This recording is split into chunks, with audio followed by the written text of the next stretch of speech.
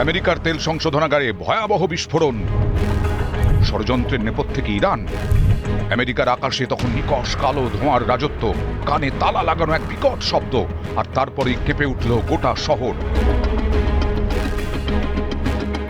টেক্সাসের port Arthur এলাকার বাসিন্দারা মুহূর্তের জন্য ভেবেছিলেন ভূমিকম্প হচ্ছে, কিন্তু না, ভূমিকম্প নয়, ভয়াবহ বিস্ফোরণে কেঁপে উঠল আমেরিকার অন্যতম বৃহৎ তেল সংশোধনাগার ভ্যালেরো রিফাইনারি। হিউস্টন থেকে প্রায় 145 কিলোমিটার দূরে এই পোর্ট আর্থার। সোমবার বিকেলে আচমকাই কেঁপে ওঠে এলাকা। বাসিন্দারা জানাচ্ছেন বিস্ফোরণের তীব্রতা এতটাই ছিল যে ঘরের জানলার কাচ পর্যন্ত থরথর করে কাঁপছিল। চারপাশ ঢেকে যায় পচা ডিমের মতো গন্ধে, যা আসলে সালফারের তীব্র উপস্থিতি জানান দিচ্ছিল। দ্রুত জারি করা হয় শেল্টার ইন প্লেস বা ঘরে থাকার নির্দেশ। ভ্যালেরো কর্তৃপক্ষের দাবি পরিস্থিতি নিয়ন্ত্রণে।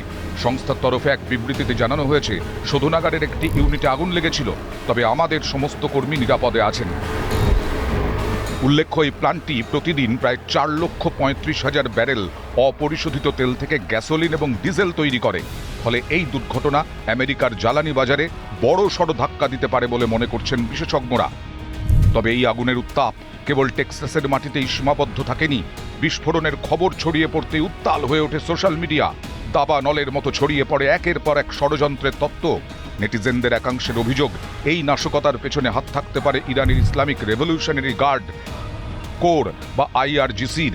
যদিও মার্কিন প্রশাসন বা ভ্যালেরো কর্তৃপক্ষের তরফে নাশকতার এমন কোনো প্রমাণ এখনো মেলেনি। পশ্চিম এশিয়ায় যুদ্ধের আবহে এবং ইরানের সঙ্গে বাড়তে থাকা উত্তেজনার মধ্যেই কি এই বিস্ফোরণ নিছকই দুর্ঘটনা, নাকি এর আড়ালে লুকিয়ে আছে অন্য কোনো সমীকরণ? উত্তর খুঁজছে তদন্তকারী সংস্থাগুলো। তবে আপাতত টেক্সাসের আকাশ জুড়ে ভয়ের কালো ধোঁয়া আর রহস্যের জাল দুই ঘনীভূত হচ্ছে।